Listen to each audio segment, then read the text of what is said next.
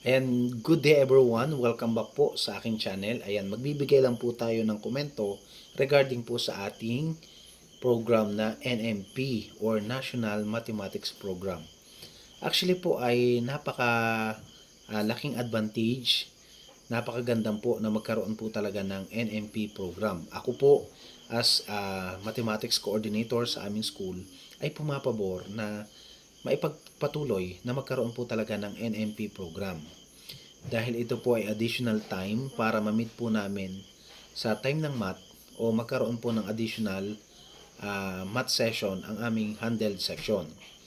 Ayan, dahil in reality po, dahil talagang kung dun nga sa time na 1 oras na po yung aming klase sa regular math, ay kulang at kulang pa rin. How much more na ginawa pong 45 minutes lang kada meeting ang aming math session.